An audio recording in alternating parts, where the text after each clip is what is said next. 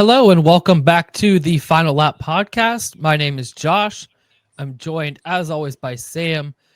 We are well into the holiday season, well into the off season, silly season, whatever you want to call it. But we are going to be doing our 2025 driver tier list solely based on performances from the 2025 season. We'll get into that in a minute. First, though, Sam, how are you doing? How are you enjoying the off season so far? Doing all right. Definitely missing the season, but we're getting through it. There's a lot to talk about, especially with the new season coming up, the new regulations, new team with Cadillac, all those things. So there's a lot to be excited about, and I'm excited to look back one more time at last year, and then get into the New Year stuff soon. Yeah, me as well. I know we already have a lot going on with the 2026 reg stuff. Already some rumors that Red Bull and Mercedes have found loopholes to get a little extra power out of their engines. Some are saying might be 4/10 a lap faster worth of time, just based on the extra power that they're getting out of those engines. So could be just a Mercedes and Red Bull powered car domination in 2026. Um, but yeah, that's going into next season. In this episode, we're gonna look back at 2025.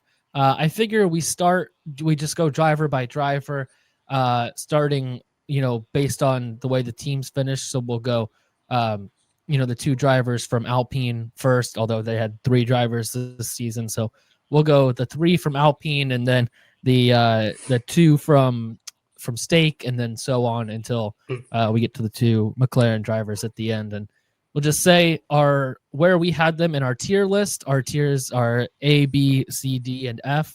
And yeah, I think it'll just be fun to kind of look back, relive everyone's season, kind of grade it out, see how they all did in 2025. Yeah, I'm really excited for this. Excited to get into it. I mean, there's just so many storylines from this year. A lot of risers and fallers, had a great championship battle. So, yeah, let's get right into it. Yeah, I think looking back on the rookies was my favorite part of doing this. Just kind of grading those guys out, seeing how they all did. It was a big rookie class, and we'll get into that. But first, let's start with our 21st place driver in the championship, one of the three Alpine guys for the year, Jack Doohan. Where do you have him graded? Where do you have him tier listed for the 2025 season? I mean, I have to have him in the F tier, unfortunately. There's going to be a Yeah. few guys down there, and I still think he got a little bit of a tough shake, right? It's not Hmm. a total indictment on him as some terrible driver or anything. Yeah. He's clearly right on that borderline of someone who could be an F1 and do a serviceable job, or could be just on the outside looking in, and that's kind of where I have him. But yeah, a best finish 13th, two DNFs, didn't really make much of a wave in those six races, so I had to have Doohan in the F tier, unfortunately. Yeah, I had him in my F tier as well. Um, just getting dropped mid-season, I think you're always going to find yourself down in the lower tiers. Whether that was fair or not, that's kind of up for debate. I personally think he should have had a bit more time. Just think that uh, he just, six races in, what are you going to tell from somebody's F1 career up to that point? He was doing, I think, okay, not necessarily great, but I think he was doing okay in those first six races. 1 to 5 in the head-to-head against Gasly, so he got him at least once. And yeah, no points, so obviously that hurts. But in that Alpine, it was going to be hard to get points, no matter where you were. So I have to give Doohan an F. I wish we could have got to see more of him because I think it might have graded out a little differently. Maybe he steals some points at some point. Uh, but at the moment, just based on what we saw, I got to give him an F for this season. Yeah, it's real unfortunate the situation that Doohan found himself in. Everyone knew pretty much at the start of the year that there was no hope for him to keep that seat. So it's always going to be brutal when everybody's already counted you out and wrote you off. Would have loved to have at least seen him get halfway through the season, maybe even to summer break, but it is what it is. Hopefully, he gets another shot one day, or he can at least hang around as a reserve driver or something. But yeah, had to be an F tier for Jack, unfortunately. Given a fair shot at it from the beginning. I guess you could say he had 7 races if you count the final race in 2024 in Abu Dhabi, but he just never really got a fair shot at it, in my opinion. Maybe we see him again someday. Maybe we don't in F1. Um, but I think he's talented enough to end up racing somewhere. So hopefully we'll see him around some other series maybe at some point as well. Let's go to 20th in the championship. Franco Colapinto, the second Alpine driver, the guy who came in to replace Duhan. Where do you have him placed tier wise? It's funny, the tier list that I was using didn't even have Colapinto on there because I guess it just had the 20 drivers from the start of the year. Um, I was gonna put him in F, and I feel like it's a little bit harsher even than doing to put him in F because really he only lost the race battle 11 or 7-11 to Gasly. He wasn't really murdered or anything, but 22-0 in the points. Coming in for that many races and failing to score a point at all, and really having some decent moments, but it's tough to think of one standout moment from Colapinto this year. He had an 11th in the Dutch Grand Prix and didn't finish better than 13th otherwise. So just a tough year for Franco. Another guy who we'll see next year. We saw a little bit of potential in that Williams in 2024. Would love to see a little bit more of that next year if Alpine can find even a little bit with that car. But right now, I have to have him in F tier, just failing to score a point and really not putting together a string of great performances all season. Yeah, I would agree. I have to put him in F tier as well. Um, I think if you score 0 points, it's gonna put you kind of squarely in that F tier range. I don't feel like we got to see his full potential because we saw some in the Williams the prior year and he looked pretty solid. Came out of the gates really hot. Coming in for Logan Sargent, he's come into 2 F1 seasons midway through with 2 different teams. Hasn't had a full season at any team to himself so far. It appears he's going to get that next year at Alpine. We'll see because we know how Alpine is. But 5-13 in the head-to-head with Gasly, got the better of him a few times. Gasly, we all know, is a very solid driver himself. So it's kind of a good judgment on where you're at going up against a guy like Gasly. And I don't think that he was perfect. Also, he's still a young guy, so he's not going to be perfect. And that car was difficult to drive, so you factor that in as well. But I just don't think he ultimately did enough or showed enough this year to be anywhere other than F tier, in my opinion. Just it is really hard to judge these guys who were in a car like an Alpine this year. It's always tough to judge the guys who are in the last place car, and Alpine. We've talked about they famously have kind of given up towards the end of the season. They weren't even really trying at that point. So you don't really get a great judge based on the car that they have, but I do think that he just didn't show enough to me. Didn't really overcome the car at any point in the season, like we saw Gasly do a few times. So I got to give him F tier just based on that. Yeah, and he's one of those guys where, I'm glad that he's getting another opportunity next year, and hopefully the car is a little bit Mm-hmm. better. But certainly, if they had decided to move on from him and go with a young driver, I wouldn't have said it was some grave injustice or anything. If they'd moved on to Paul Aaron or someone else from Mm-hmm. the F2 ranks, it's just, he got a full season. Even though the car wasn't great, he got a fair shake. Well, not a full season, but between that and the Williams the year before, he's gotten effectively a full season worth of work now.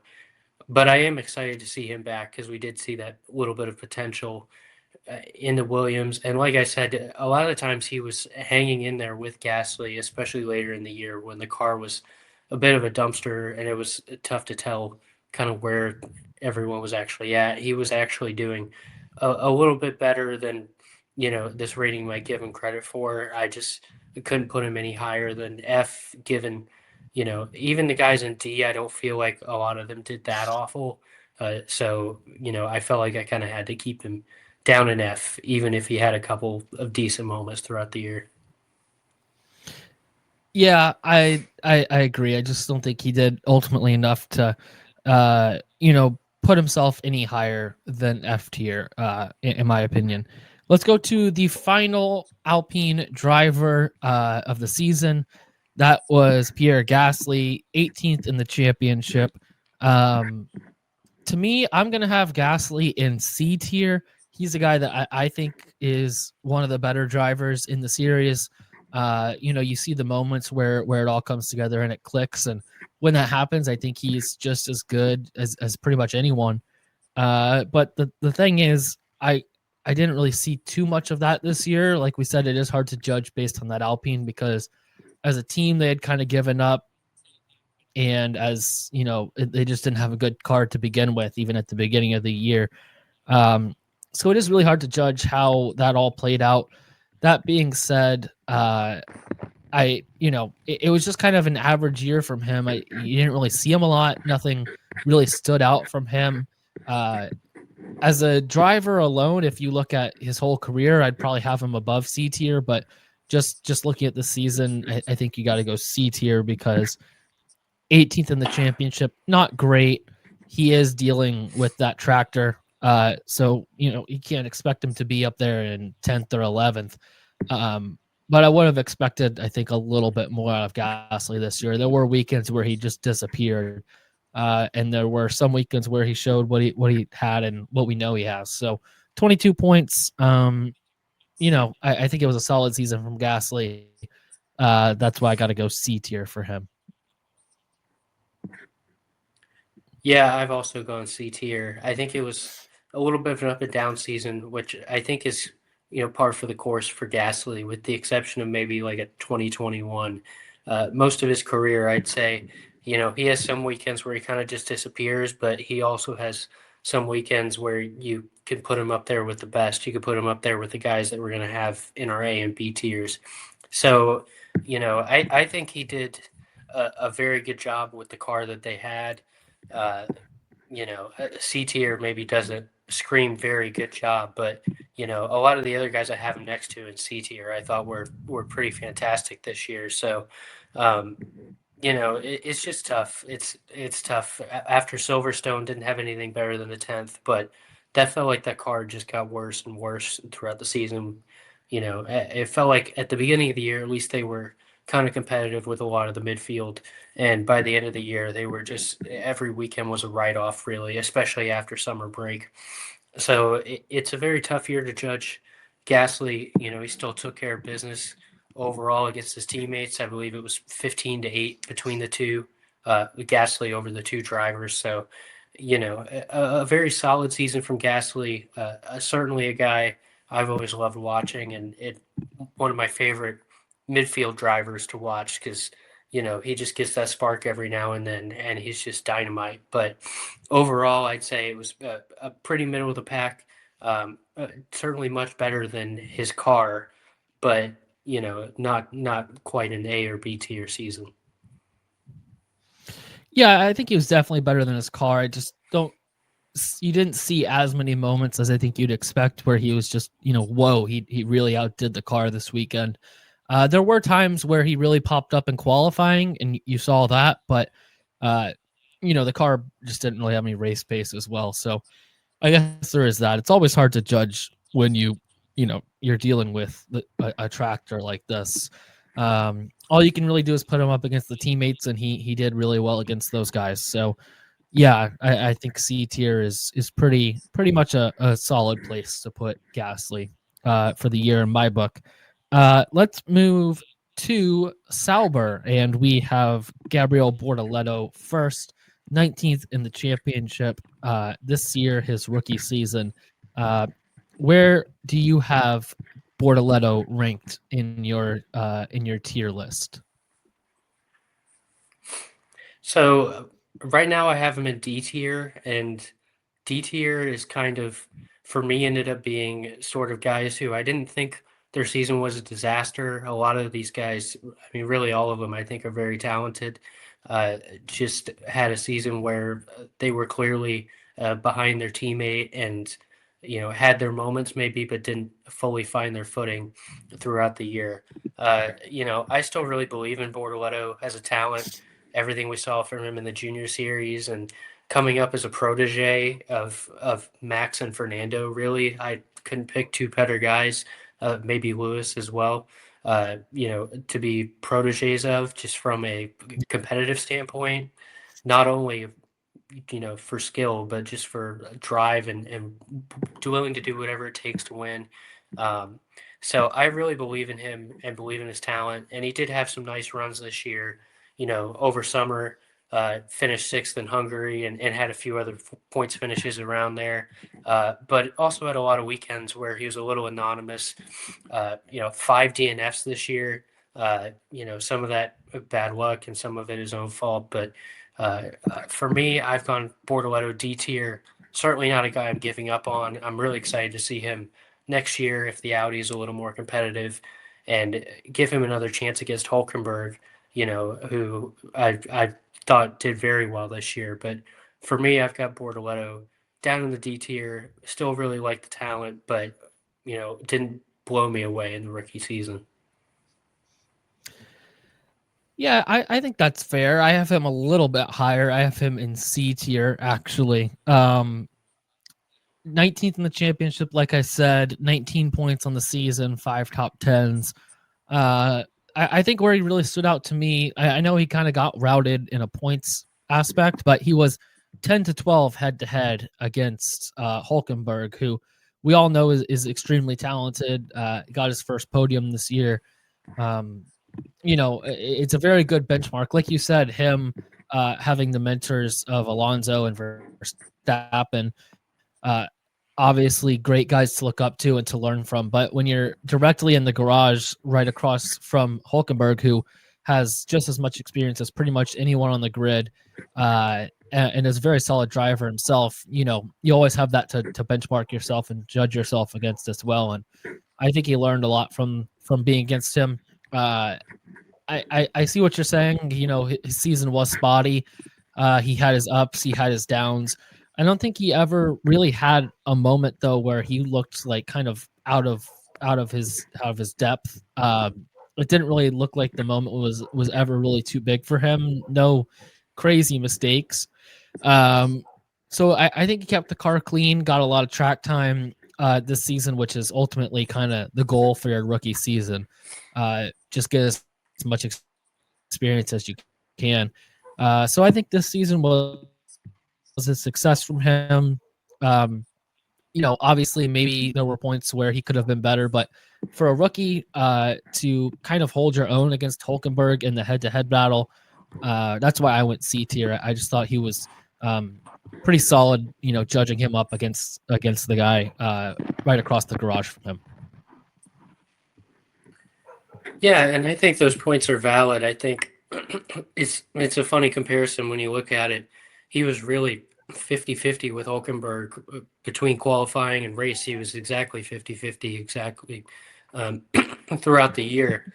But then he ends up a 51-19 defeat in the points. I think the difference between him and Hulkenberg was just the high end for Hulkenberg. Obviously, Hulkenberg had less DNFs as well, but Hulkenberg just had so many moments. He had the podium, and had some other high level moments throughout the year, which we'll get to him later. But Bortoleto only had one finish higher than eighth, which obviously not something you're going to do every week in a Sauber.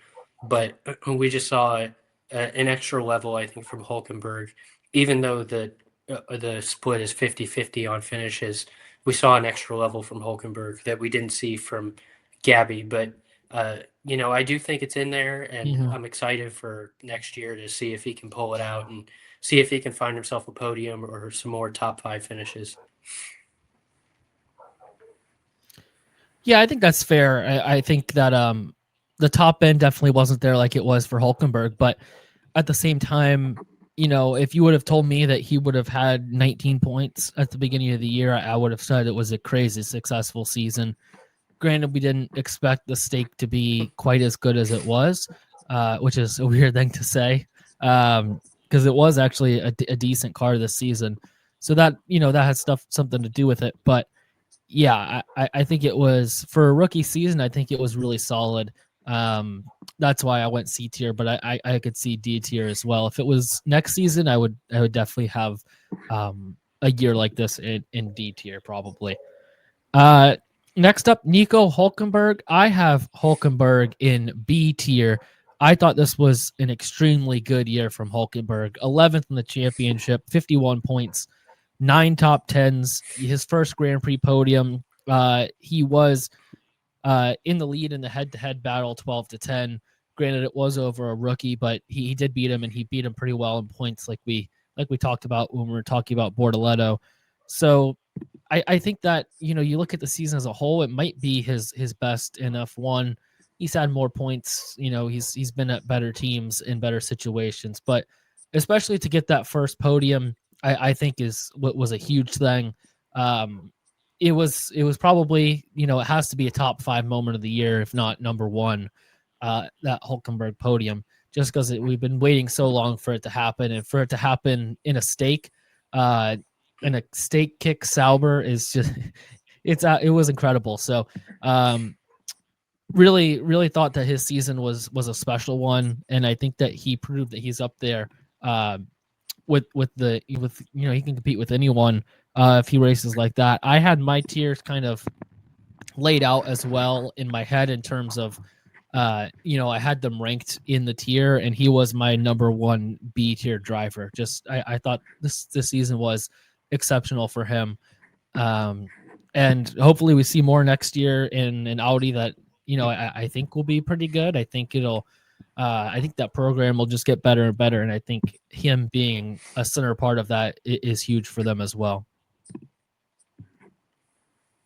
Yeah, I also had Hulkenberg in the B tier. I have him, I also did sort of a soft ranking, and I have him a little bit further down the B tier, but it's funny. I thought I was high on him because I've looked around Yeah, a little bit at a couple other sites and whatnot, and a lot of them had Hulkenberg kind of down in that like 10 to 12, even a little bit lower range. And, I thought he was definitely better than that this year. yeah, I thought he was fantastic. I mean, to your point about Bortoleto, if you said at the start of the year he had 19 points, it'd be a great year. Hulkenberg had 51, yeah, and he had a yeah. podium and another top five finish as well in Barcelona. 2 weekends with double digit points in a Sauber, just a really special year. And to your point as well about the podium, I think for me that is sort of the defining moment of the year because Hmm. even though we had a great title fight and lots of great moments from that, and some other fun moments as well, like the Hadjar podium and whatnot. I think just the Hulkenberg podium, is the kind of moment that is why we're F1 fans, and I think why a lot of people connect with the sport and sports in general. Like to see this guy who has been in and out of F1 since 2010, mostly in hundreds of races to finally get Yeah, his first podium, his first moment in the spotlight. And, on this team that had no expectations going into the year, looked like they were kind of punting to next year when they rebrand. And all of a sudden there he is and he gets his big moment. I think for me, that's probably the defining moment of the year, and one of many great moments that Nico Hulkenberg had this year. So he's solidly in the B tier for me. Was really fantastic, just like he was the year before, and I'm excited to see what he does in the Audi next year. If they're a team that can move up the pecking order in the new rebrand, would love to see him fight for more podiums or at least be consistently in the points because he's a heck of a driver to watch and these last few years has been really spectacular. Yeah, I think that it can't be understated how good Hulkenberg was this year. Like you said, looking around at the other, some other sites, seeing him in that 10 to 12 range, I think that's absolutely absurd because he is 11th in the championship in a freaking stake. Like you can't overstate how good that is, especially even to get a podium in that car. I know that race was wet, kind of crazy things happen in wet races, but he drove incredibly in that race and all season. So I think that's absurd to have him that low. Maybe I have him a bit too high. Maybe the 8 to 9, 7 range is somewhere that's best. Um, but I just think it was a great season from him, and he just kept showing up, and you just kept thinking, when is this kind of run going to end from him and from that team, and just never really did. So yeah, I thought it was an excellent season. Let's go to Haas, and we'll start there with Esteban Ocon, 15th in the championship for him. I have Ocon in D tier. I do not think this was a good season from Ocon. Um, I just, switching over from Alpine to Haas, there's going to be a little bit of learning curve there. Um, but he got beat out by his rookie teammate. And granted, that's a really good rookie teammate, I think, in Ollie Behrman. But with a guy who has that much experience, you just can't get beat out by a rookie. So I just, based on that, he did win the head to head 12-11, 9 top 10s, 34 points, but he was, not that far off his teammate in terms of points as well. But I just don't think you can get beat by a rookie when you're a guy like Ocon. So yeah, that's why I had him D tier. There wasn't really too many super great Ocon moments this year, like you saw with Behrman, where he'd pop up and have a really high end finish. You just didn't really see that from Ocon. He didn't make any stupid mistakes, but you don't really see that from Ocon either. It's usually just if he's off, he's slow. It's not like he's crashing all the time. And that's just kind of what it was this year. I thought it was just slow. I don't think it was a great season for Ocon in 2025. Yeah, I've also gone D tier here. I mean, Ocon is in his ninth season where he's raced in F1.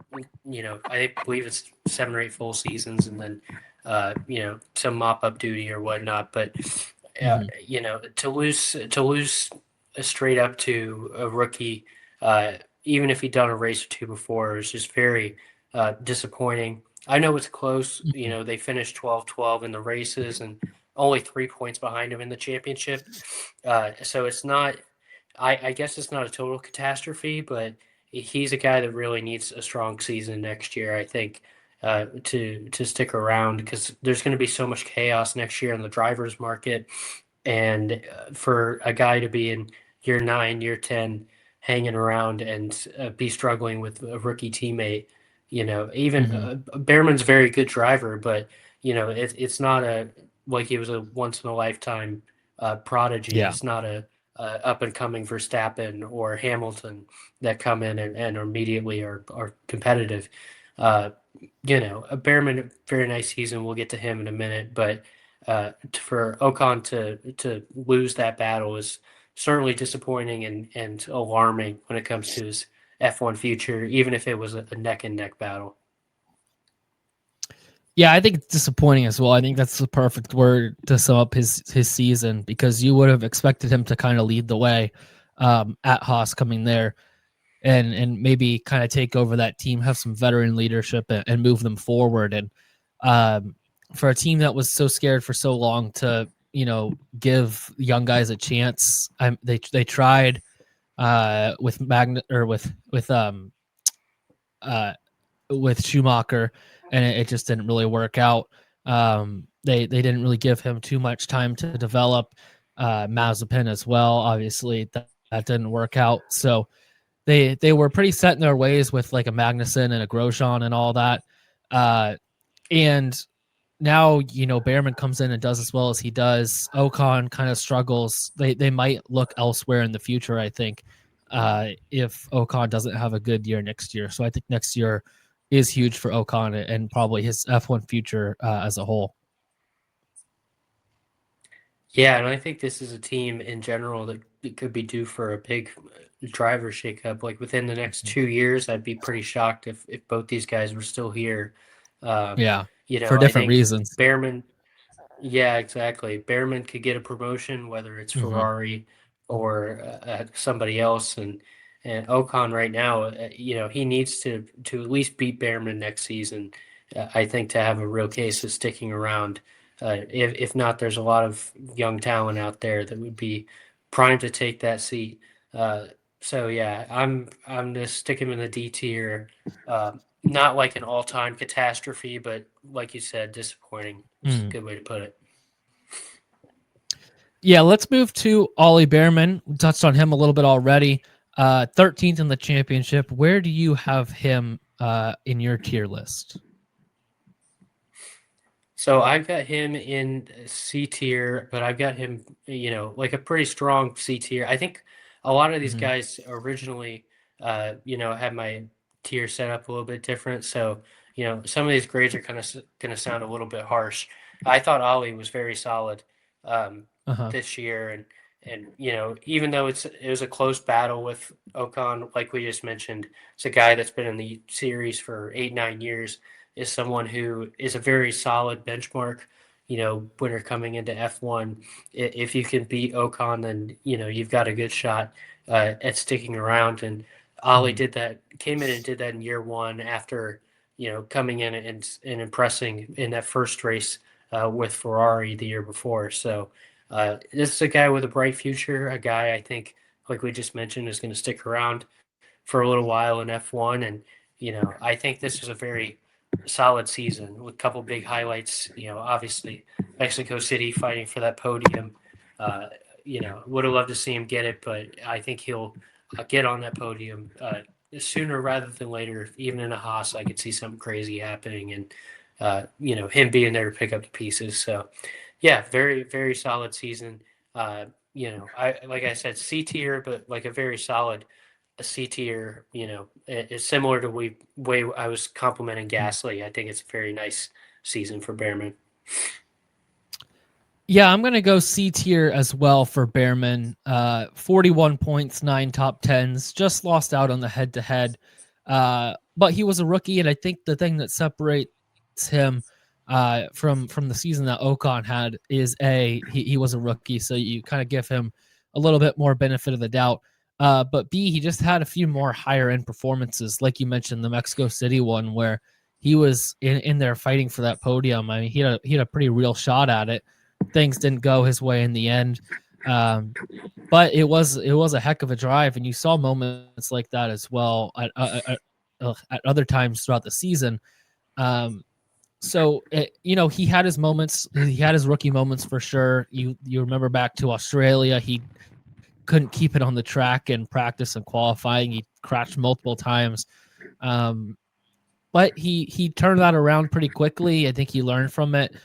There were times where he was a little bit forgetful this year, but there were also times where he really showed up and showed out. And I think that's all you can ask for from a rookie. Um, like I was saying with Bortoleto, not making those big mistakes, learning and getting that track time.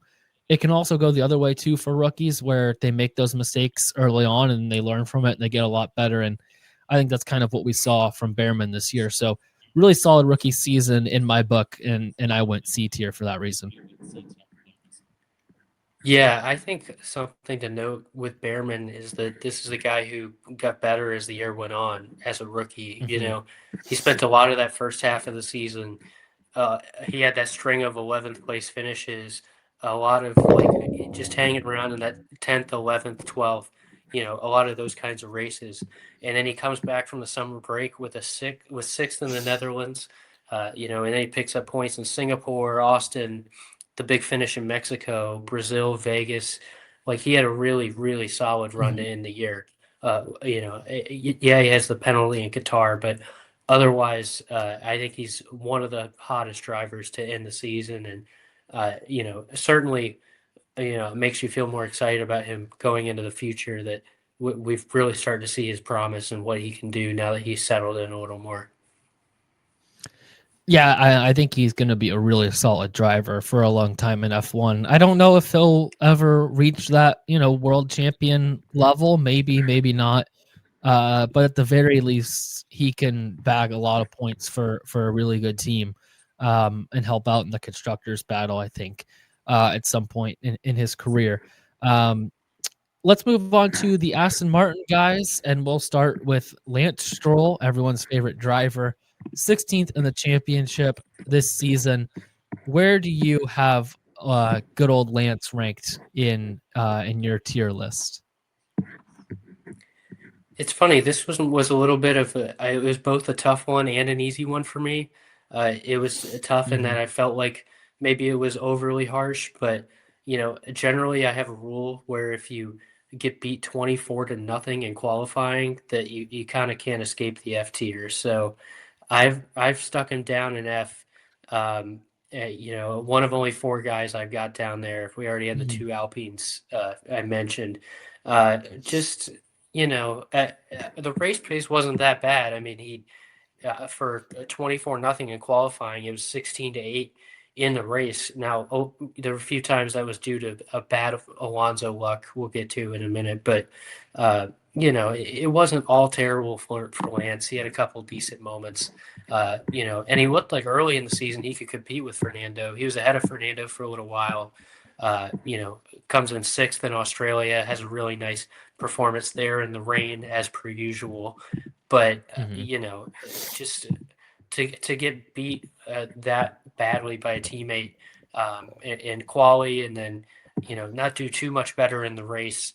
Uh, yeah, I have him down in F tier. Maybe a little harsh. Maybe he wasn't that much worse than a couple guys I've got in the D tier, but that's where I've got him.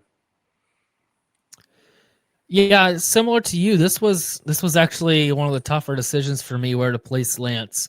I had him D tier. Then in the middle of doing this, I had switched him to F tier, and then I went back to D tier. I just think, like you said, 0-24 in qualifying, not great, but he was, at least somewhat competitive to start the season. I think a lot of that faded away pretty quickly in the middle and latter parts of the year. Um, 33 points, six top tens, 6 point scoring finishes. He was fine. Like it's the same thing every year with Lance. It's maybe 2, 3 races, 4 races a year. He shows up, and you're like, "Whoa, it's Lance." This is what we've been looking for. He has these moments every season that make you think, "Oh, maybe he does deserve to be here."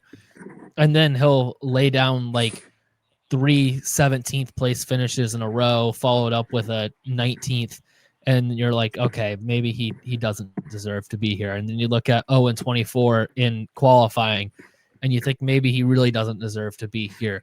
He's one of the most like complex figures in the sport. Just from how good is this guy, I have no idea. Does he deserve to be here? I have no idea, because it's so up and down with his performances throughout the season that you're like, okay, is he good or is he not good, and does he really care? That's another thing. I don't know how much he actually cares, or if he just likes driving cars around the world and getting to travel. If that's why he's in it, I really don't know. So yeah, I have him D tier, not quite as harsh as you. Although I was very close to putting him in F tier. I'm pretty sure he was last on my D tier guys. Um, so good for Lance for getting D tier, but yeah, that's about all I have to say. Yeah, we're not that far off because I had him top, Yeah, very top of the F tier. So top of the it's F funny tier. though. Yeah, it's funny though, looking at his results, a lot of these guys, when you're towards the bottom of the standings, you kind of nickel your dime your way to points. It's, at Hmm. 10th here, and ninth here, maybe you get an eighth or a seventh, but Lance really had like four very good weekends, like you said, and then the rest Yeah, was just like pretty much total duds. Like he had that sixth in Australia, and then he has a nice little run over summer, the seventh in Silverstone, Hungary, and the Netherlands. other than that, the other like 20 races are pretty much all Yeah. very mediocre to total duds. So yeah, Yeah. just a fascinating season. You know, I think it's kind of lands. You're talking about whether he deserves a spot. I think it kind of lands a point where yeah, there's a few weekends where you could see the potential, but he's just not consistent enough, I think is where I would Hmm. land on it. That there's a lot of other drivers out there that would consistently do a better Hmm. job. Maybe that's just more ninths and tenths, Yeah. but those can add up over the course of the season. Yeah. And I don't think he's some awful driver. I think he's clearly shown over the years that when he has his moments, he can be competitive, can be very, very good. He's been on podiums and whatnot, but man, it's just, consistency's not there with the Hmm. other, 90% of the grid at least. Yeah, he gets an Adrian Newey car now. So let's see. Let's see. If he doesn't start showing some improvement and consistency, then we might have to have a real conversation because uh, I don't know if you'll be able to pull the equipment card after this year. Maybe because they don't have the Mercedes or Red Bull engine. Maybe he'll be able to pull it just because no one else will be able to compete. But you got to think the Newey car will make them a bit more competitive than they have been since Lance got there. Let's go to Fernando Alonso, 10th in the championship, everyone's favorite rookie driver. We talked about a stacked rookie class. He's obviously one of them. Um, just coming out there, doing his best, just trying to learn the ropes from his experienced teammate Lance. And he beats him on the season, 10th in the championship, 56 points, 15-8 in the head to head. I have Fernando in C tier. Um, I'd love to put him higher. I just don't think this year was the best. There were a lot of moments where the car broke down on him and he just had an unfortunate DNF. So you have to take that into consideration as well. The car wasn't great either. But we just never really saw Fernando kind of have his moment this year. I think that was the one thing that was missing of, maybe he qualifies on the second row or he somehow gets a fifth place, a fourth place is fighting for a podium. You just didn't really get that this season. Um and maybe it's the age thing finally catching up with him. Maybe it's just the car, and they're just looking towards next year and not really focusing on this year too much. But regardless, I don't think it was his best this season. So I have Alonso in C tier. Yeah, I think this is maybe the furthest off we've been so far between two or between the same driver. I've only got him B tier, not A, so not Okay. miles off in that sense. But I thought it was a very solid season for Fernando. I mean, the start of the year, the luck was just awful the first couple months, but then once he gets to Spain, after that, he dials it in and Mm-hmm. there's a lot of weekends where that Aston Martin is maybe the eighth or ninth fastest car. They did find some Mm-hmm. pace a little bit later in the year. So, a couple of those performances, like he ends the year with a seventh and a sixth. Uh, I'm telling you, they're so that might have sandbagging. been, yeah, yeah. So that might have been aided a little bit by that, extra pace at the end of the year. But I think overall, I'm not saying it was like a generational performance, but I think he made the most of a bad situation a lot of weekends.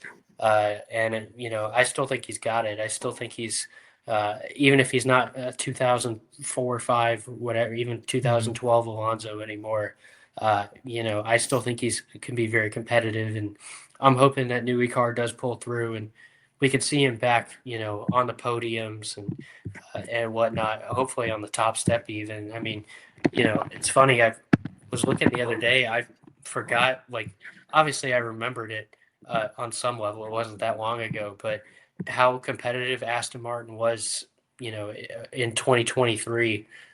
Yeah. They were much higher up. I remember the podiums at the start of the year, but they were much higher up in the standings than I remembered.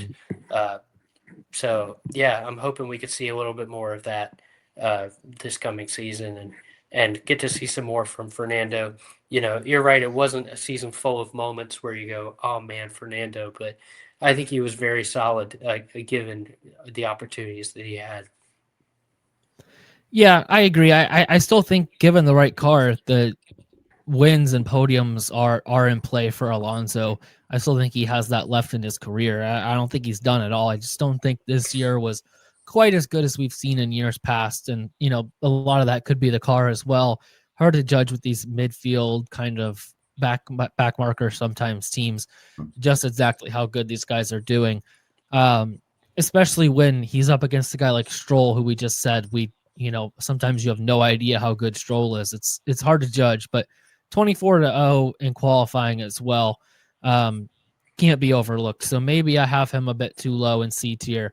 But I just think his season was fine, and that's about all there is to it. Is if I had to say one word about Alonso's season, I would say it was just fine, and I think that kind of represents C tier to me. So I see where you're coming from with B tier, though. I do think he was pretty solid overall. Yeah, yeah. I mean, it's a little bit lower B tier. Hmm. Not don't have him up there with some of the other top guys, but I do think out of the midfield guys, I think he was as good as pretty much anybody this year, in my opinion. So hopefully, get him a little better machinery next year. Yeah, I think we all hope that as well.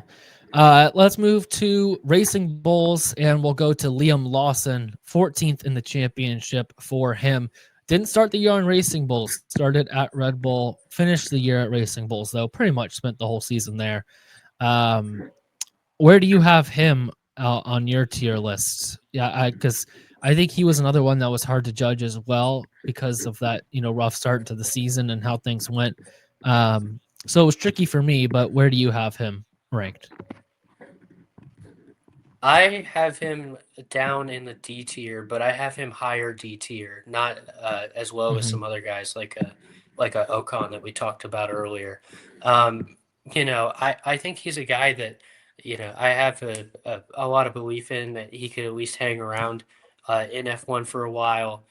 And he was still technically a rookie this year, but Hmm. at the end of the day, he got beat pretty thoroughly uh, by a younger and less experienced teammate in Isaac Hadjar. Not Hmm. even really considering. Obviously, you have those first two Red Bull races, which were very disappointing. On some level, they were bad performances, but also was kind of thrown into the fire and then immediately pulled out. So that's not the kind of thing where I immediately say this guy's done. Like, Hmm. that's not enough for me to totally write him off. But at the end of the day, would have liked to have seen a little bit more from him. He is a guy that did get better throughout the year, so I'll give him credit on that. And I would love to see him uh, get better, even better next year, because he's the kind of driver I love to watch as a midfield guy. Just a guy that'll Hmm. get his elbows out there, cause some havoc. He's kind of my avatar, my substitute for Magnussen now that he's gone. Yeah. Just Yeah. a guy that's going to wreak some havoc out there. So I would love to see him. Uh, you know, I really he needs to beat Lindblad pretty convincingly next year, since it's another rookie Hmm. come in and an even younger rookie at that. So, he does have some work to do next year. Not a guy I'm totally writing off, but I would have liked to have seen a little more from him this season on the whole. Yeah, I have him D tier as well. I also have him top of my D tier.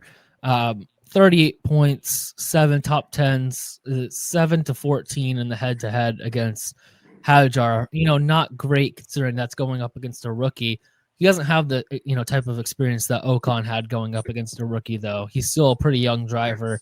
Um, like you said, I think next year will be huge for him going up against Lindblad. He has to win that probably to keep an F1 seat moving forward. He's already at a kind of a touchy point in that Red Bull organization. Once you get moved up to Red Bull and then dropped back to Racing Bulls, you're already kind of in a really bad spot in that family. Um, and yeah, to get dropped, I know it was kind of an unfair position because Yuki goes there, doesn't really do any better than Lawson was doing in that car. Who knows how the rest of the year goes for Lawson? Um, I do think he ended up getting more points this year because he went back to racing bulls. Uh, just because that car is just seems impossible to drive for anybody but Max. Um, so it was a hard one to grade for me because of that. It was kind of a tricky season for him, but there were points where he was really solid. And like you said, a really fun guy to watch in my opinion because he is aggressive driver, gets the elbows out, isn't afraid to really race against anybody. Uh, like you said, maybe a new age Magnuson. I think that's a good way to put good area to put Lawson in. Um, Good seat for him to fill in the series, and I hope he stays just for that reason. And I just think that he's a fun guy to watch. But I think it was a D level season. I don't think it was super great. I think he's going to need to do better next year to keep that seat. Yeah, and I think at the end of the day, he's already had uh, two, not even half seasons, but he had 11 races going into this season. So sort of a half season between the two, Yeah. and then another full season. And by the start of next season, he's going to be 24, whereas Lindblad's only going to be 18. And we know that the rest of the Red Bull organization, they're never hurting for guys to throw in those seats. They've Yeah. always got more guys, lined up in the system, or guys they can sign as well from outside. Hmm. So, it's a meat grinder as always at Red Bull. Even with the change in the ecosystem with the likes of Horner and Marco gone, it's still going to be a very competitive organization, and he's going to need to pick it up a little bit. Even though he did really have some very nice moments this year, Hmm. some drives where you go, wow, that was very impressive. It just needs to find that consistency, consistently being in the points, consistently battling, and to be well ahead of Lindblad next year, to be convincingly in F1 for 27 and beyond. Yeah, I agree. I think there's another level he needs to get to, but I think he can get there.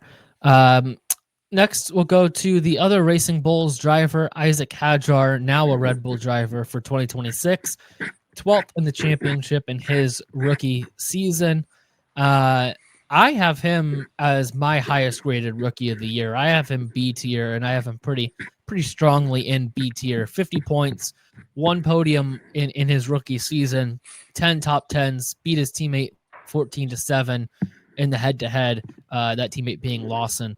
Um, because he raced against him the majority of the season. Did have Yuki at the beginning, but I was just so impressed with Hadjar. He was the rookie I knew the least amount of, about going into the season. The one I was probably least excited to see what he would do, and he just, I think he took the F1 world by storm. He definitely took my viewing of the season by storm.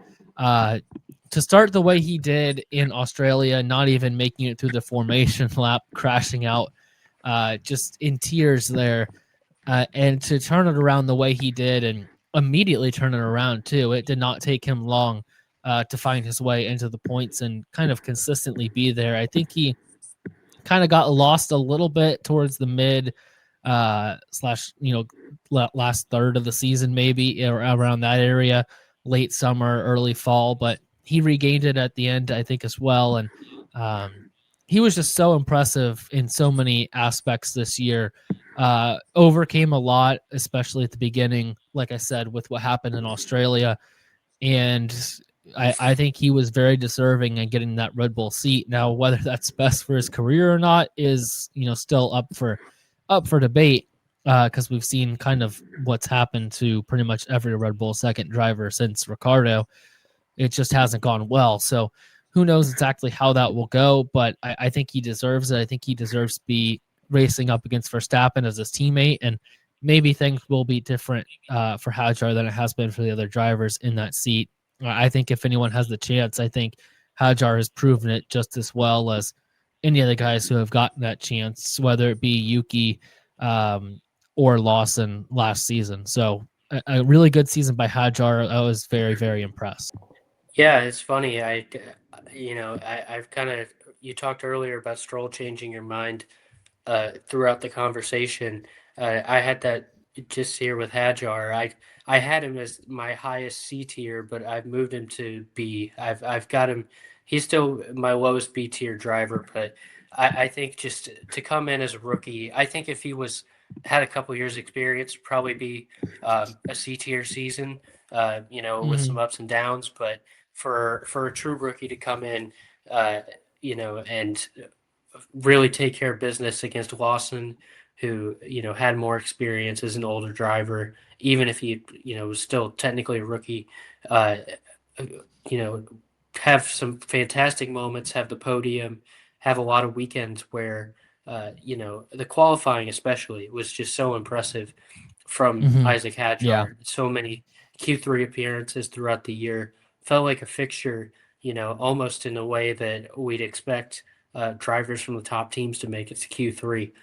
He felt like a fixture at certain points of the season to see it there in Q3. So I've got him up in B tier, freshly moved there. I think uh, for a rookie was really phenomenal. I also have him as my highest rated rookie.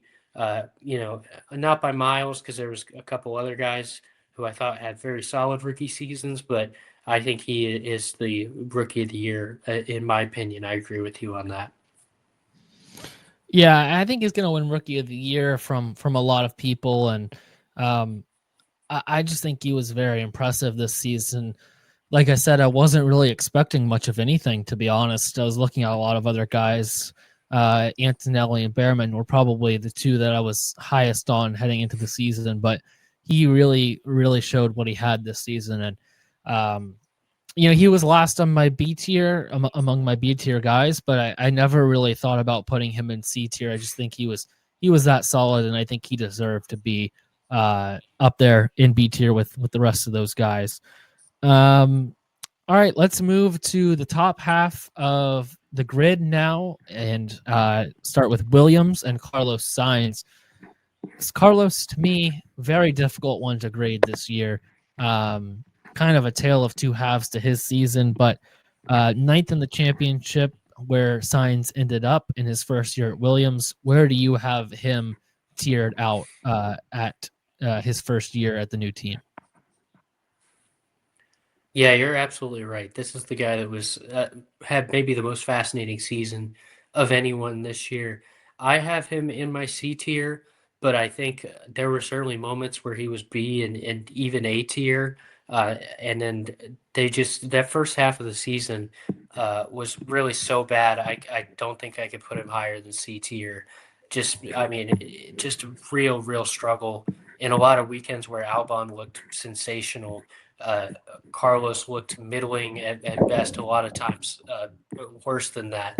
So I have to put him in C tier. I think, if you look at it, I think there's a lot of optimism for Carlos going forward with all the pace Mhm. that he had in the second half of the year.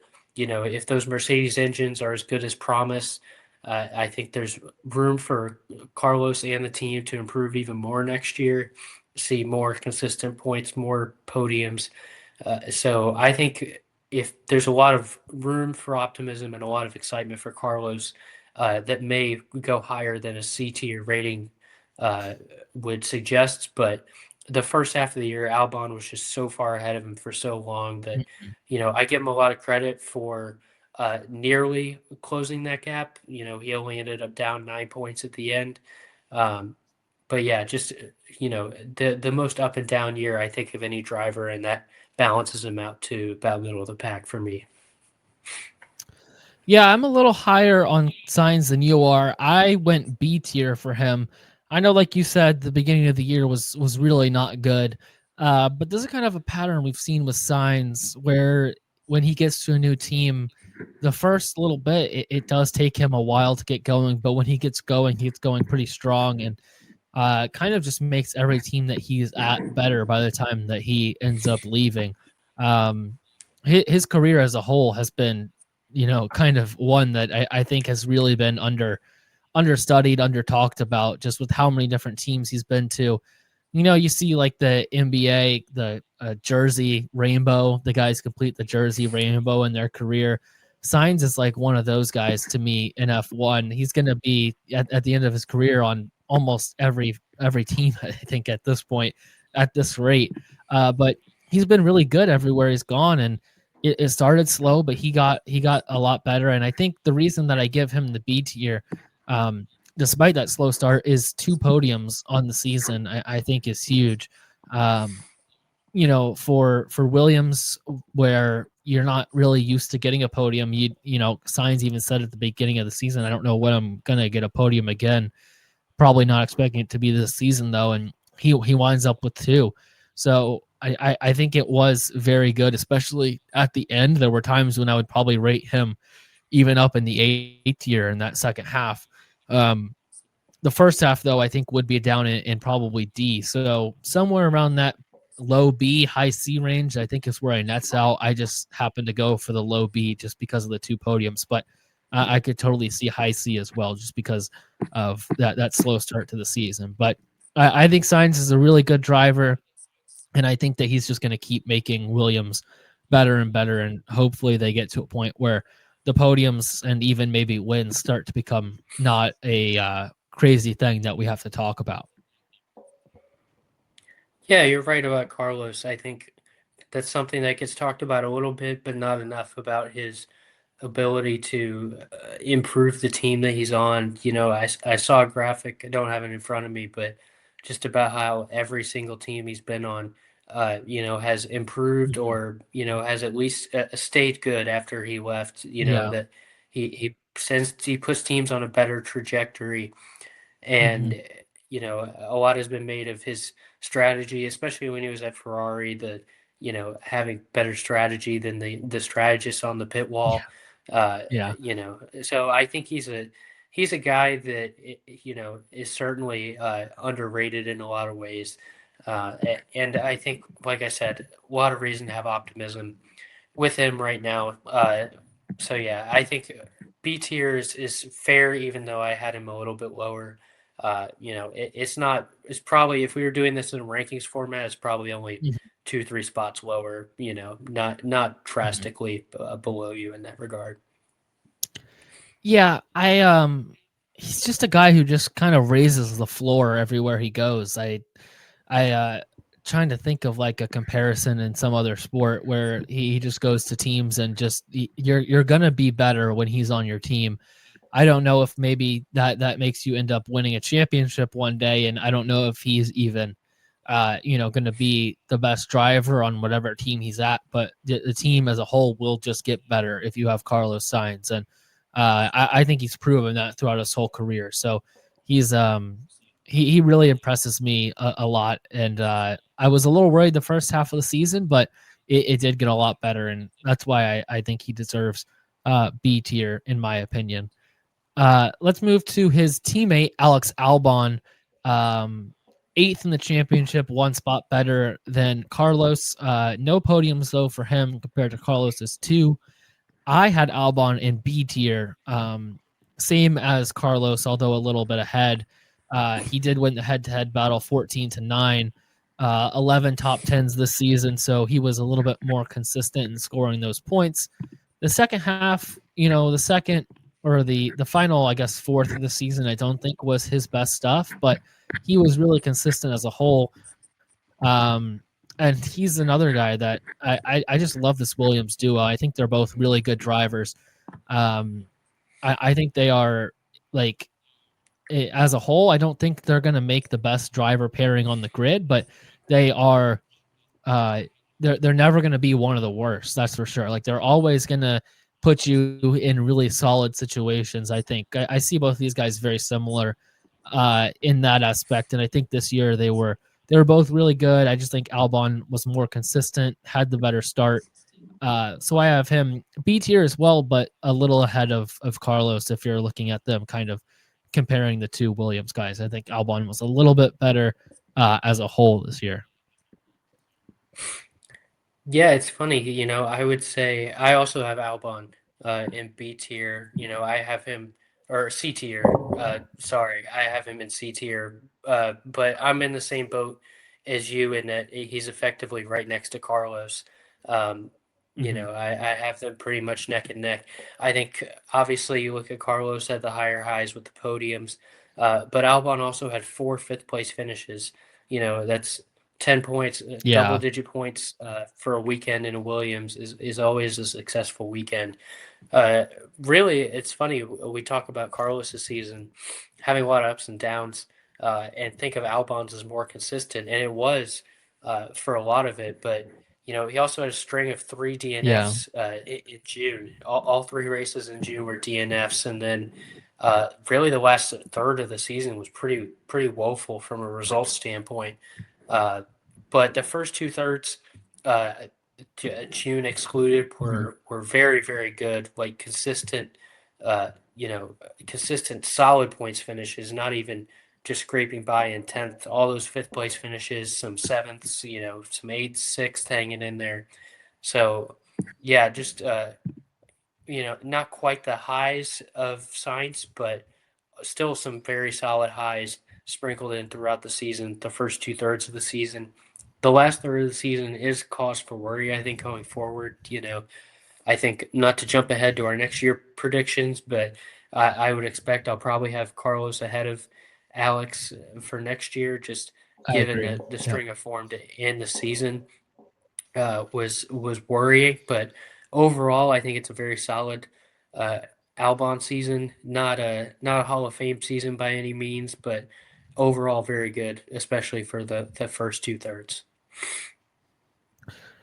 Yeah. I don't really have anything else to add. I think that's a pretty good summary for Albon and the Williams pair. I think I had them both B tier, you had them both C tier, but I think we both agree that they were pretty close to each other um, in terms of performance for the season, both at different points in the year, I guess. They had never really linked up at the same time and were kind of giving their best throughout at the same point in the season, but they were both very solid as a whole on the year. Let's move to our next team, and that is Ferrari finishing fourth in the championship. We'll start with Lewis Hamilton there. He finishes sixth in the championship individually. Uh, has to be said, it's probably Hamilton's worst year in F1 up to this point. He's had a couple rough ones at Mercedes the last couple years, but this one, I think, it took a new level for Hamilton, and things are going to need to be looked at, I think, a lot this offseason for him. Um, no wins, no poles, no podiums, one sprint win, 3 to 18 in the head-to-head against Leclerc, who's a very good driver, but still, nonetheless, can't go 3 and 18 if you're Lewis Hamilton. I ended up putting him in C tier. Uh, I know you're only really supposed to look at 2025 in this, but I just don't think I could put Hamilton D tier. I do think there's an argument to be made to put him there because he was, really not good. Uh, I I honestly didn't put him there solely because he had that sprint win, and maybe that's um, being a bit naive, but I think that you could still say he had a moment or two throughout the year. Um, and the sprint win, I do think it means something. It's not nothing. It is a shorter race, obviously, and you don't really have strategy or anything else involved there, but he did still win a race in 2025. So that's the only reason I really didn't put him D tier, but it was not a good year, and I think a lot of things need to be reevaluated for Hamilton and Ferrari after this season. Things didn't go the way I think either of them wanted to, especially in this first year of what was supposed to be a pretty historic and important partnership. Yeah, I was worried about doing this one because at least you didn't make me go first. I was worried you were going to make me do that.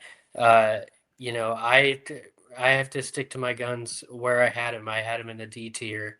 And that's sad Yeah, to report because it's he's fair. one of the all-time greats.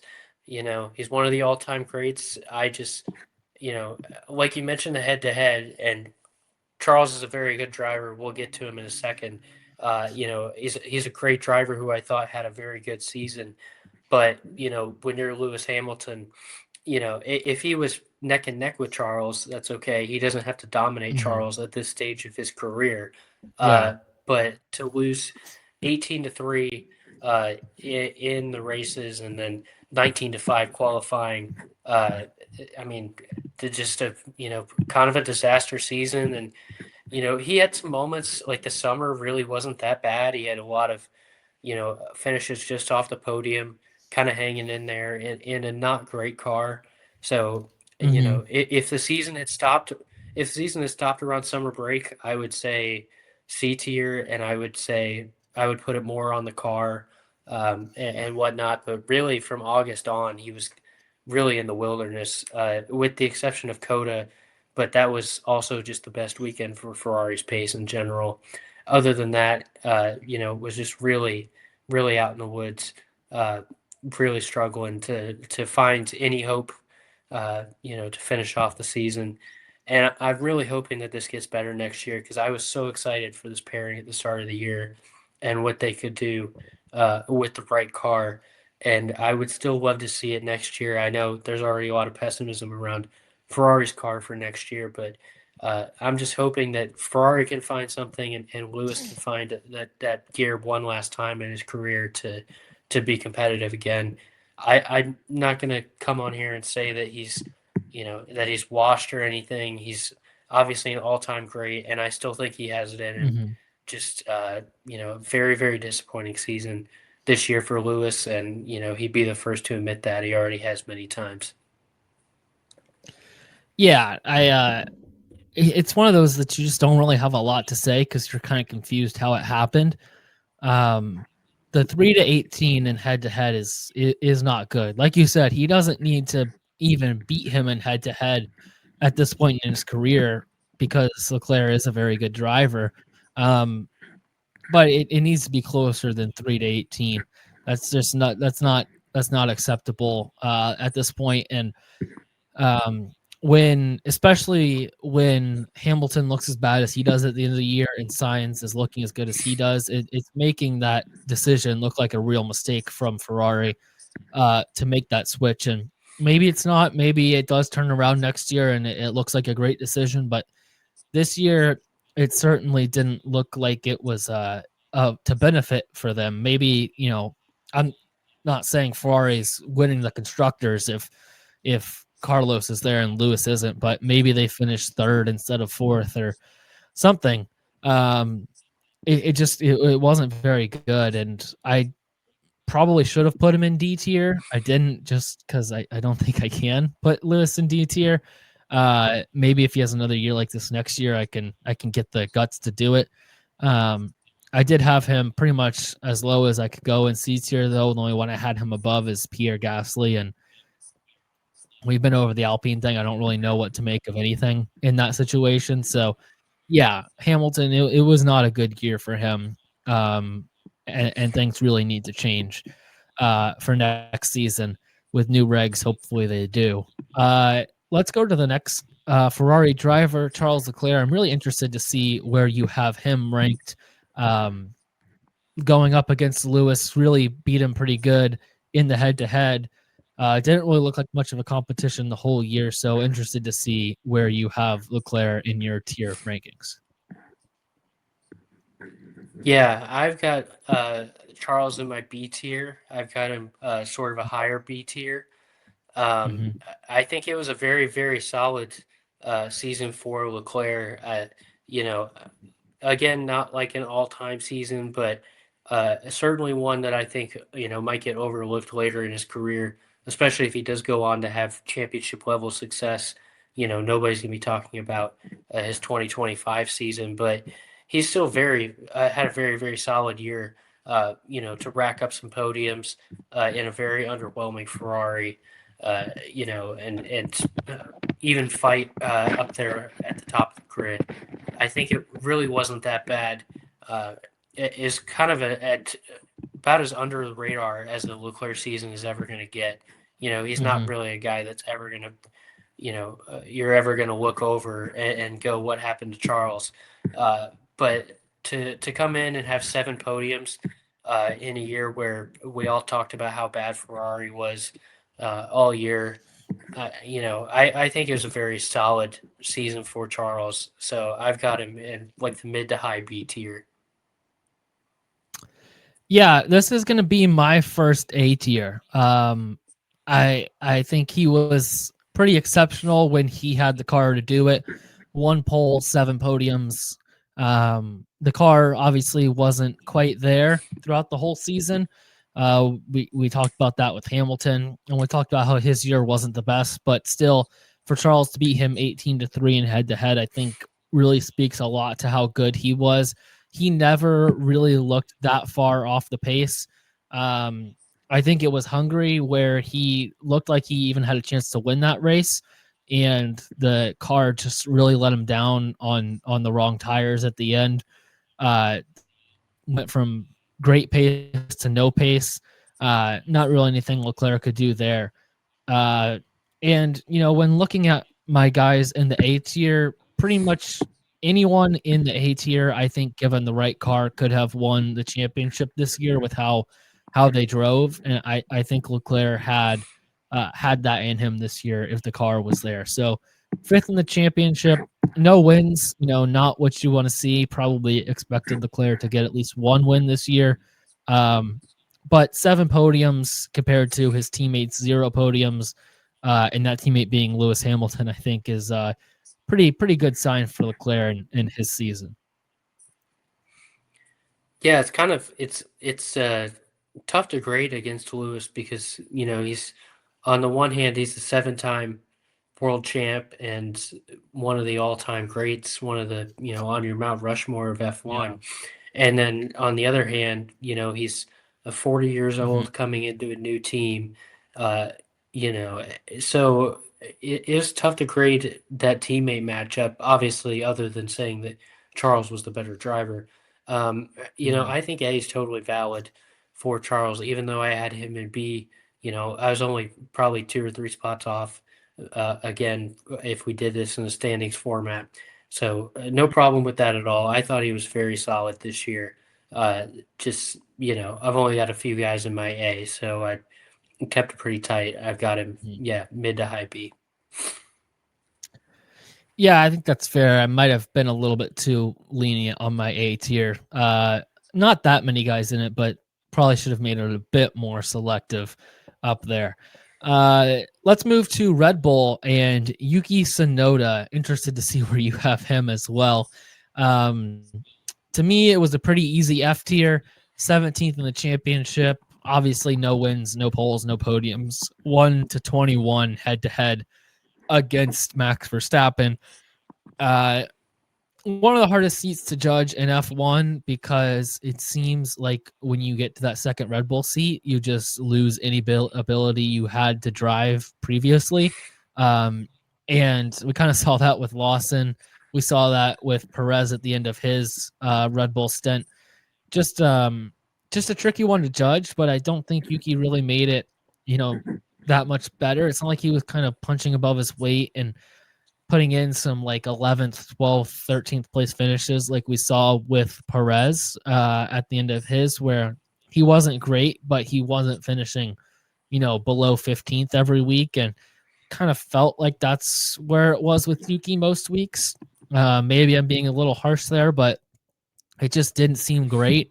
Uh, and I think I have to give him an F I know your teammates Max Verstappen and you're in the second Red Bull seat, but 1-21 head to head is just it's not very good, and obviously getting dropped by Red Bull at the end of 2025, it doesn't help at all. It doesn't help the reputation. So I went with F tier for Yuki, and yeah, that was that's about it. That's all I have for Yuki. Yeah, this was an unfortunately easy F tier for Yuki. Uh, Yeah, if I'm gonna play hardball with Lance, I gotta do the same thing and say yeah, 22 to nothing qualifying. yeah, Even if it's max, not yeah, great. Uh, yeah. 21 to 1 in the race, it's worse than Lance. And then, I mean, 421 to 33 is just a generational beatdown. There's no way around it. I mean, and Yuki's a And how guy many that of we've those seen. 33? How many of those 33 came before he was on Red Bull? Because that's interesting as well. Because I don't think he, had obviously that many scoring finishes in the It Red was Bull. it was only three, but yeah, he had 3 points in China. I think he Oh, finished really? P6 in the China sprint. Yeah, but I mean, he only Okay. had two Well, races outside Red Bull. yeah, yeah. But Honestly, I yeah, didn't think he scored that you many know, points at Red Bull. To be honest, 30. I didn't think he scored that many, but yeah. Well, I think Coda was his most points he scored, and that was only 8. So, uh, okay. not ideal. Um, and it's tough with Yuki because he's a guy that's been in the sport for a number of years, and we've seen him hold his own on midfield teams. He's not a guy that I ever necessarily thought was going to be a world champion, but also a guy that I thought deserved his spot and was very solid, at least for most of his time in F1. And this was just an all-time. It was a bad position to put him in, but also you got to be just a little bit more competitive. Even if he was what Checo had been, I Mhm. would say he had a fine season. I wouldn't blame him too much for it. But this is just a disaster. There's no way around it. And I wish him the best. I would love to see him. If he gets another shot in a year or two, that'd be great. I think with the right car, he could still hang in there and do a little bit of damage. But yeah, there's no way around this being. This is my last F tier. Obviously at this point, and there's really no way around that for me. Yeah, he was my last F tier as well. But honestly, the 30 points at Red Bull was more than I thought he had. So got me thinking maybe he was a little better than I thought. But no, it was a pretty bad season. Um, and yeah, one where I kind of feel like I have a rule as well where if you get dropped at the end of the year, you probably shouldn't be above D tier. Um, and there was, it was hard to put him anywhere above F tier. So yeah, it was a tough one for Yuki, but I had to go F tier. Sadly, I didn't want to, but you couldn't really place him anywhere else. Let's go to his teammate now, where you can't really have too much of a more of a juxtaposition than this. Max Verstappen, second in the championship, arguably probably one of the best second place seasons we've had. I don't know where I'd really rank those, but it definitely has to be up there. Um, Obviously, it's an A tier for me. He was at the top of my A tier as well. He was the best this season, in my opinion. 8 wins, more than either of the McLaren guys who had the best car. 8 poles, 15 podiums, 2 sprint wins. The 21-1 against his teammate head to head. Obviously, um, it was just an exceptional season, and almost completing the biggest comeback in F1 history. Have to mention that as well. We've talked about Max at great length in the last month or two of the season, just how good he's been. So I feel like I've made a lot of my thoughts pretty clear on Max, and I don't really have too much else to say other than it was insane what he did. And there's no one else on the grid right now who could do what he did. Maybe some other guys in their past primes, Lewis or Fernando. If I had another tier higher, I would probably put him in the tier higher. I just think he was that good this year. So yeah, A tier for Max for me. Yeah, it's funny that you mentioned that. When I started setting up my list, just the default template had the S tier, which, Mhm. is higher than the A tier, I guess, in tier list making. And originally, before I reread your format, I had Max alone in the S tier, Yeah. in that top tier. So that's kind of how I feel about this season. Officially, it's an A tier, Yeah. but it's top of my A tier. Hmm. We've talked about him week in and week out. So, like you said, there's not a ton more that we can say other than just what a generational run after the summer break. Never finished off the podium. 3 wins to end the year to put the maximum amount of pressure on Lando and Oscar. Just a superb season. And I think I already said this in the last pod after Abu Dhabi, but this is going to be one of those years like the real ones don't forget, the streets don't forget what Max did Yeah. this year. Uh, you could argue it's even better than one or two of the seasons where he did win the title. Just superb, a superb season for Max, and I agree with you. One of the things that's a little bit uncomfortable about F1 is sometimes the guy that everyone agrees is the best driver doesn't always win, and that's no Hmm. shots to Lando. He had a great year, and we'll get to him in a second. But man, Max was just on fire this year, especially at the end. Even at the beginning of the year, had a lot of weekends where he made the most out of the car when it really wasn't giving him much. So yeah, this is a easy A tier and honorary S tier for Max here. Yeah, I remember after Lando won the championship, Lando's dad said on F1 TV, no one remembers who finished second. Um, and I think it's ironic that coming from Lando's dad, because I think the season Lando finishes first might be the season where everyone remembers who finishes second, because Max was just that good. And the fact that he was able to even make it a conversation at the end uh, was insane enough. And yeah, it's the you don't really have words sometimes to describe how good Max was this season, and that's how I feel. Let's move on to the Mercedes pair. Kimi Antonelli, we'll start with him. I had him in C tier. Finished seventh in the championship, no wins in his first season, no poles, but three podiums and one sprint pole. So he had his moments where he really showed up, especially at the end of the year. That Brazil drive, I think, was one of the better ones of the year from anybody.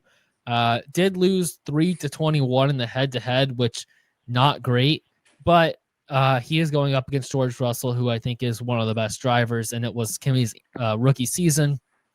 He also had a lot of mechanical failures and things just not really go his way this year that I don't think helped. um, there were times where he definitely wasn't great though, but there were times that showed that he is going to be somebody to watch out for in the future. um, I think it's kind of what I expected from Antonelli in his first year, to be honest. He's in the spotlight at one of the better teams. And he didn't do great all the time, but he did, I'd say, pretty good for a rookie in that situation. And I think there's a lot to look forward to with Kimmy, but I think it was a pretty C tier season. To be honest, the 3-21 makes it hard to even put him C tier, to be honest.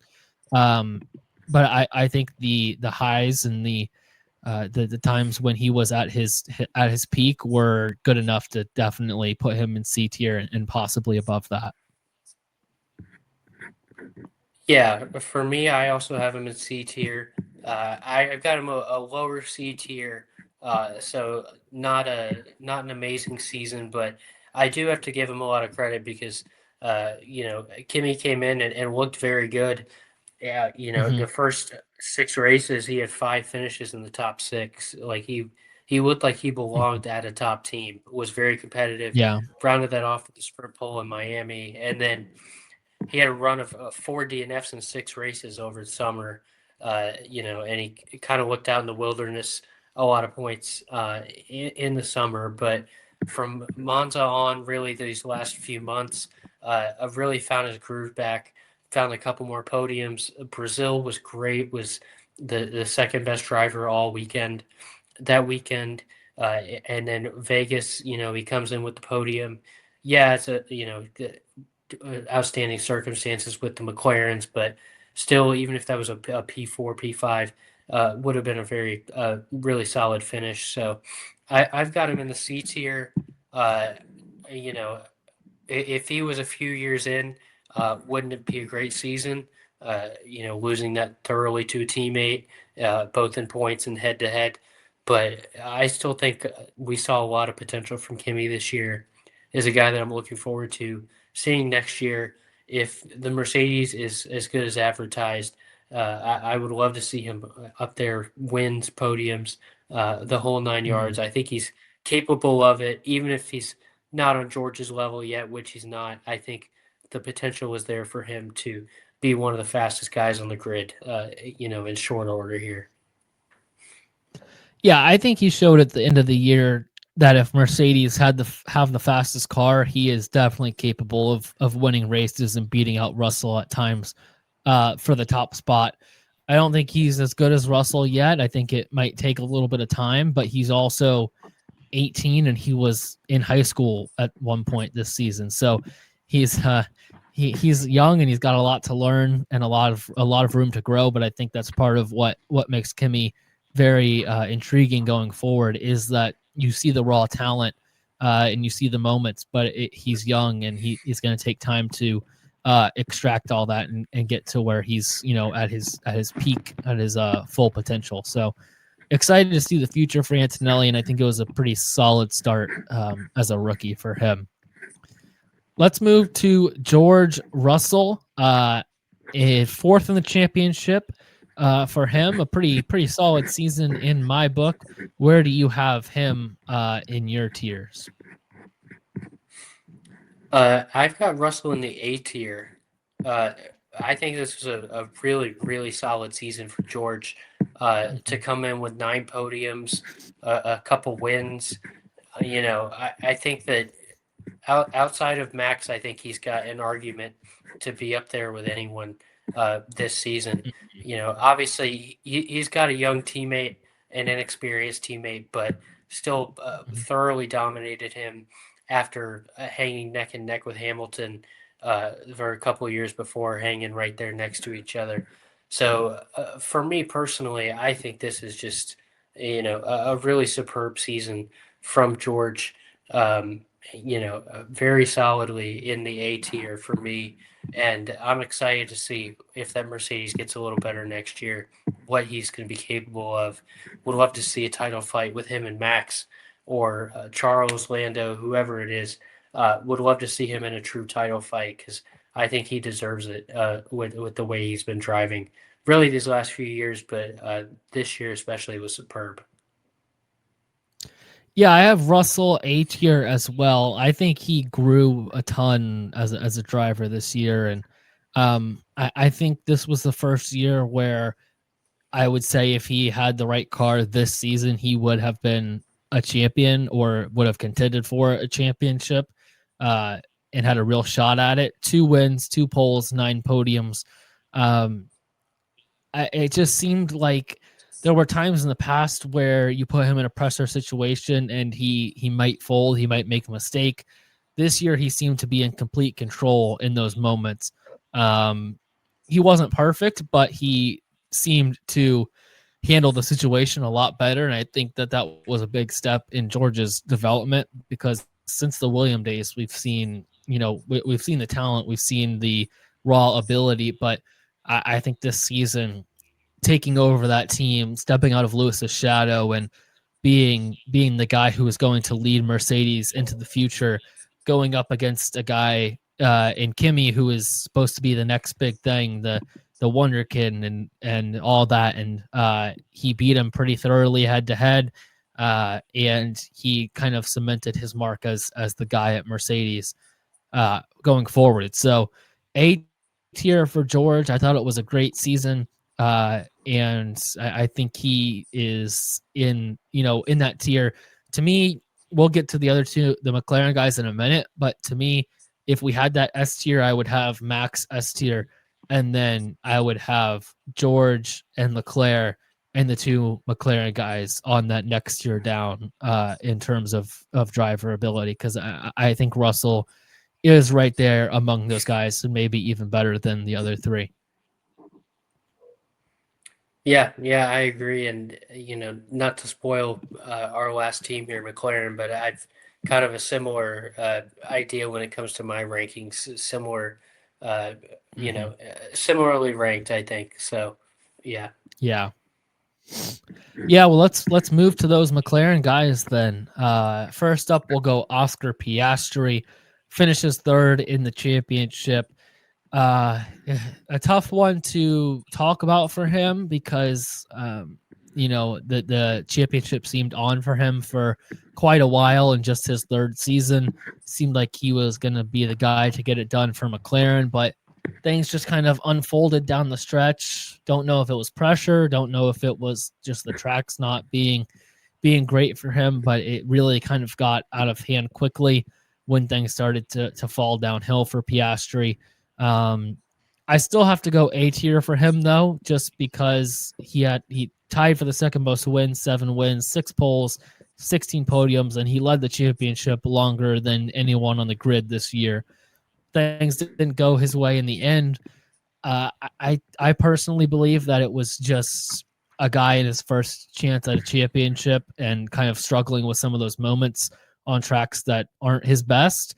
But I think you can put that aside and say that for the majority of the season, he was A tier caliber, and even in those last 2 or 3 races, he kind of turned it around and was kind of re-showing what he had showed at the beginning of the season. So a bad stretch for Oscar, definitely, that cost him the championship, but I still think he deserves to be in that A tier spot. Yeah, so for me, I've actually gone a B tier, but I have him my highest B tier, Wow. so I have him right below. I have him right below. Wow. Technically, not to spoil Lando, but he's right below Lando, Okay. the next guy up. Mm-hmm. So it's not that big of a difference. I think unfortunately, Oscar makes some mistakes down the stretch. That had some more driver-oriented mistakes that cost him that championship. And if he cleaned 1 or 2 of those up and won the title, he would be easy A tier for me. Like I mentioned, not far into the B tier. The first 2/3 of the season were phenomenal. Other than maybe Max, I think he was the best driver of the first 2/3. But makes some really costly mistakes down the stretch, the likes of Baku, most importantly, but a few others as well, crashing into Lando in the Austin Sprint. It's just some unfortunate errors down the stretch, and so even though I haven't B tier, it's still like highest B tier. If this was a straight ranking, I'd have him fourth. So not exactly bashing him or saying it was a bad season. It just have him slightly lower, I guess. Yeah, it's a little surprising. I know you're kind of a Piastri guy, so I thought you might have had him up a little higher. But yeah, it was a tough one for me because I just couldn't put him B solely because he was in the lead of that championship so long, and he was so impressive to start the year. But when I was going through it just now talking, I thought he might be B tier. He could have been B tier. But I also can't have him in B tier and Charles in A tier. So uh yeah, I think A is the right one for me, but I could see B as well. Yeah, that was what I had. Charles as my next guy, below Oscar. So that's kind Yeah. of where I was at, kind of the split. Um, like I mentioned, a few more points his way, he wins the title. I think I have him, even if he didn't make a mistake or two, and it still fell just short, I think I might have him in A. But Hmm. just made a few too many mistakes down the stretch. And, uh, I think maybe I'm penalizing him a little bit because he did have the lead for so much of the season and felt like a convincing title favorite and then let it slip away. But I certainly wouldn't consider it penalizing because I still have him as a top 5 driver and a guy who had a very good year. Just fell a little bit short in the end. Yeah, it's not penalizing though in my book. Because I mean, he did have the lead and he did kind of choke it away. That's not trying to be mean, but it's kind of the reality of what happened. So I think that's fair to penalize him for that, certainly in your rankings. Let's move to the final driver of the 2025 grid, Lando Norris, your 2025 champion. Um, 7 wins, 7 poles, 18 podiums, comes away as the champion. Kind of an up and down season for him. I went A tier, obviously, for the champion. Um, I think the level of growth that we saw after Canada was very, very impressive. He wasn't always perfect after that, but he learned a lot from that incident, and I think he just grew so much mentally. I think that was the main thing that we needed to see after 2024 versus Max in that title fight was mental growth and just more mental strength out there. Being able to take whatever happens and just let it bounce off him and continue to move and just keep his head down, not listen to anybody else. And I don't think he really did that until that Canada crash, to be honest. I think he realized that that was a mistake that he made.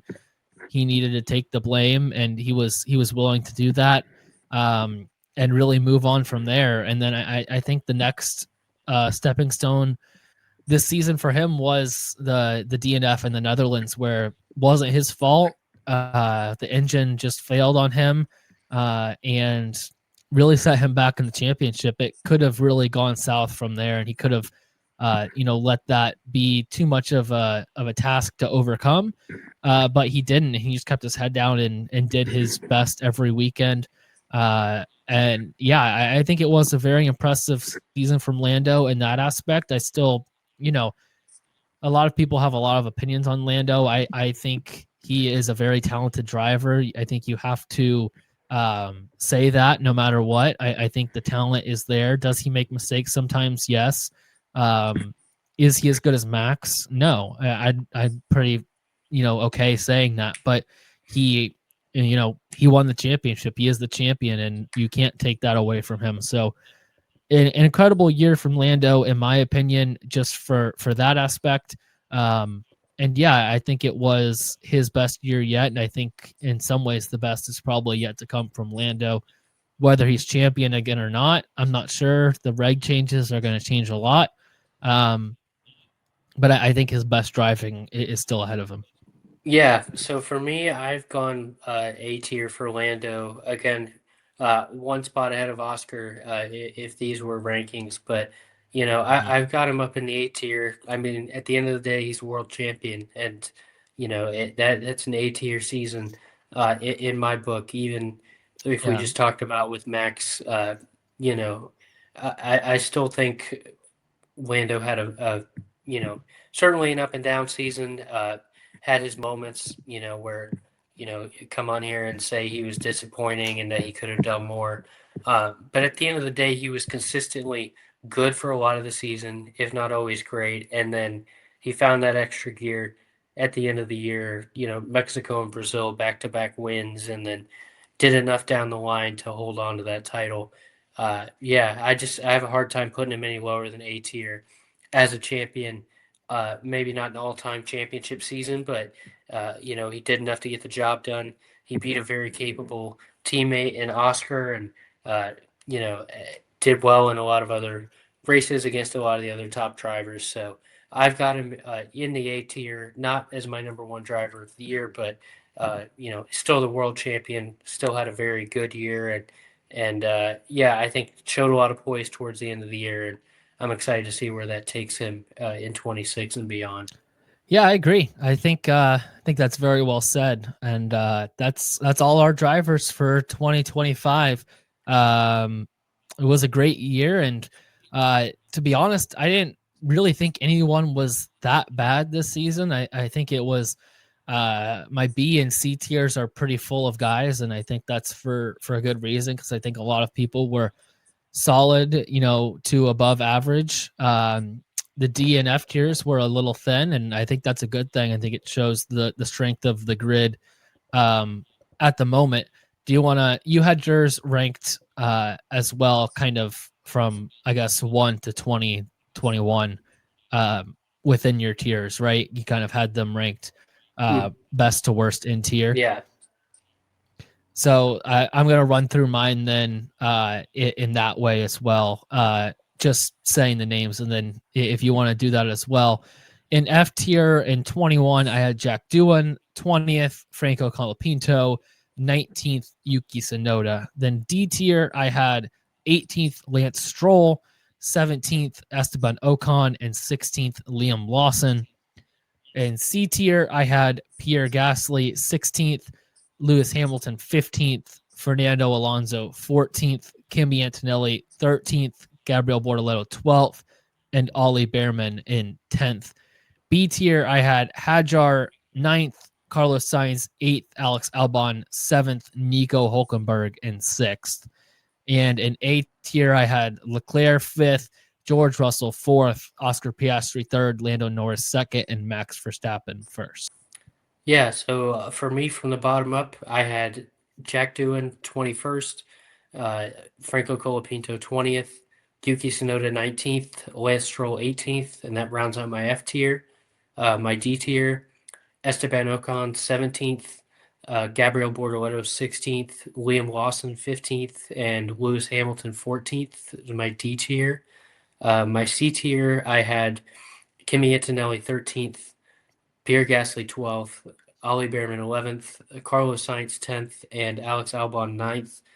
And then my B tier, I had Isaac Hadjar 8th, Nico Hulkenberg 7th, Fernando Alonso 6th, Charles Leclerc 5th, Oscar Piastri 4th. And then my A tier was Lando Norris in 3rd, George Russell in 2nd, and Max Verstappen in 1st. Russell ahead of Lando. Interesting. I didn't see that Yeah, one coming. yeah, Yeah, I mean, yeah. George was really good Russell this year. So, P2. yeah. Mm-hmm. I Yeah. think it's interesting, even though we didn't have the same F and D tier necessarily, guys, in those tiers, we had the same 21 through like 16th. It was all the same. Doohan, Colapinto, Sonoda, Stroll, and Ocon. They're all the same Mm. if you ranked them out by number. So pretty unanimous at the Y- bottom of the grid down there. Yeah, I think it was kind of hard to stray too much from that. I'd be shocked to see anyone put them more than a spot or two difference as far as like ahead of that. I couldn't see that. Yeah, I think maybe some guys might throw like Lewis or Gasly down there just for rage bait, but yeah, I could see that as well. Just getting some other big names down there. Yeah, I think that's pretty much the only way you would do it. I just, those five or so guys at the bottom, are either don't have a ride for next year or are on the verge of losing it, with, I guess, the exception of one Mr. Lance Stroll.